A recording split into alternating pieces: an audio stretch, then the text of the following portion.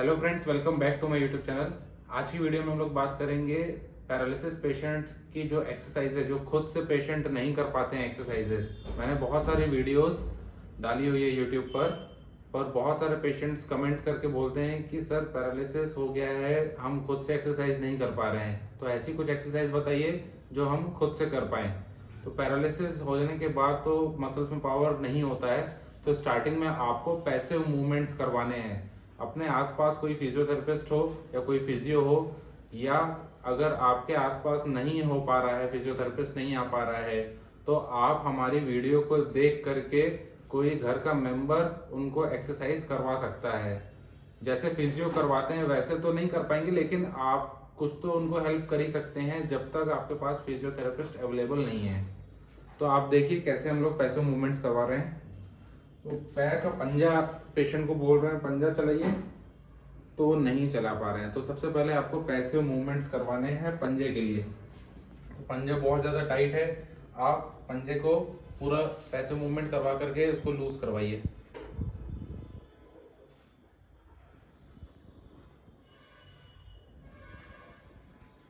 ऐसे आपको मूवमेंट करवा करके 20 बार मूवमेंट करवाना है।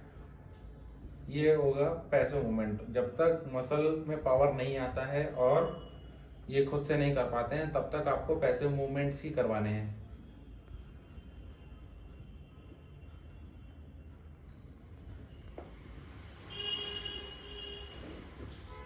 स्टॉप। ये पैर का पंजे मूवमेंट हो गया, ये आपको 20 बार करवाना है और दिन में 2 बार करवा सकते हैं। नेक्स्ट एक्सरसाइज, घुटना मोड़ के दिखाइए। इतना ही मोड़ पा रहे हैं तो आपको पूरा घुटना मुड़वाना है और पूरा सीधा करवाना है, पूरा मुड़वाना है और पूरा सीधा करवाना है। इस प्रकार से 20 बार मूवमेंट करवाइए और दिन में 2 बार करवाइए। मोड़िए, सीधा करिए, फिर से मोड़िए, सीधा करिए, फिर मोड़िए, फिर सीधा करिए। पैर उठाइए, नीचे कर दीजिए। फ्रेंड्स, बहुत सारे पैरालिसिस पेशेंट्स का ये पैर पूरी तरीके से ऊपर नहीं होता है, तो आपको पहले पैसिव मूवमेंट करवा करके पैर को ऊपर नीचे करवाना है 20 बार।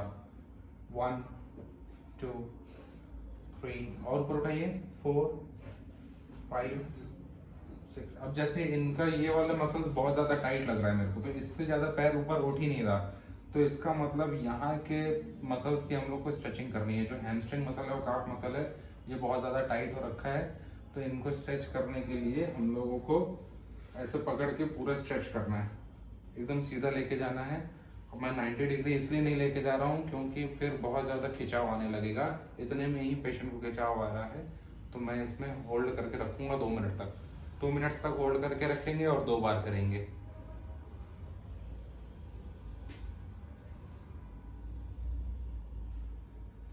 ये स्ट्रेचिंग करने से ये वाली मसल्स जो है वो थोड़ी सी लूज हो जाएंगी और फिर पेशेंट अपना पैर अच्छे से ऊपर उठा पाएंगे। नीचे करिए, फिर उठाइए, ठीक है। नेक्स्ट एक्सरसाइज, इसी में हम लोग पेशेंट को दोनों पैरों को घुटना मोड़ने के लिए बोलेंगे, मोड़ लीजिए, और कमर ऊपर उठाने के लिए बोलेंगे। ये लगभग पेशेंट्स कर लेते हैं। यदि कोई नहीं कर पाता है तो उसमें भी हम लोग पैसिवली सपोर्ट करके पैसिव मूवमेंट करवा सकते हैं। तो आप कमर के पास थोड़ा सा सपोर्ट दीजिए और पेशेंट को बोलिए कि कमर को ऊपर उठाएं और आप हल्का सा नीचे से सपोर्ट दे दीजिए। ऊपर उठाइए, 1, फिर नीचे करिए, फिर ऊपर उठाइए, 2 3, धीरे धीरे करिए, 4 5 6 और ऊपर, 7 8 9 10। फ्रेंड्स, ये जो एक्सरसाइज है इसको आपको 10 बार करना है, इसको 20 बार आपको नहीं करना है। फ्रेंड्स, इनका ग्लूट्स मसल्स भी थोड़ा सा टाइट है और पायरिफॉरस मसल भी टाइट है, तो पैर जो है ऊपर नहीं उठ पाता और चलने में भी इनको तकलीफ होती है। तो मैं ग्लूट्स और पायरिफॉरस मसल की भी स्ट्रेचिंग दूंगा। तो पैर को आप घुटने के ऊपर रखवा दीजिए, दूसरे घुटने के ऊपर, और घुटने के पकड़ के उसको अपोजिट शोल्डर के पास लेके जाकर के स्ट्रेचिंग दे सकते हैं। तो यहाँ पास पेशेंट को स्ट्रेचिंग होगी। जो पेशेंट स्पास्टिक है, जिसको स्पास्टिसिटी है और मसल्स टाइट है, उनको आप ये स्ट्रेचिंग दे सकते हैं। स्ट्रेचिंग देने से स्पास्टिसिटी थोड़ी सी रिड्यूस होगी। 2 मिनट तक होल्ड करके रखेंगे और 2 बार करेंगे। अब बात करते हैं फिंगर ओपनिंग एक्सरसाइजेस के बारे में। बहुत सारे पैरालिसिस पेशेंट्स मुझे बोलते हैं कि फिंगर हमारी ओपन नहीं हो पाती है, तो उसके लिए सबसे अच्छी एक्सरसाइज मैं आपको बता रहा हूँ। पेशेंट के पहले पूरी मुट्ठी बंद करवा देना है और पेशेंट को बोलना है कि अपनी उंगलियों को सीधा करे और मैं जो ऊपर से हाथ रखा हूँ मेरे हाथ पे प्रेशर दें। ऐसे करके प्रेशर देंगे। तो जब आप प्रेशर देंगे तो आपकी जो एक्सटेंसर ग्रुप ऑफ मसल्स है उसमें पावर जनरेट होगा, मसल्स में ताकत बढ़ेगी, तो उससे जल्दी मूवमेंट आएगा और उंगलियां सीधा होना स्टार्ट हो जाएंगी। तो आपको कैसे करना है वो देखिए। पेशेंट के पूरी ऐसे मुट्ठी बंद करवा देना है और पेशेंट को बोलना है कि सीधा आपके हाथ में धक्का दें, तो इससे उंगलियां सीधी होंगी। ऐसे करके आपको 20 बार करवाने को बोलना है। सीधा करिए, धक्का मारिए उंगलियों में। 1 2 3 4 5 6 7 8 9 10।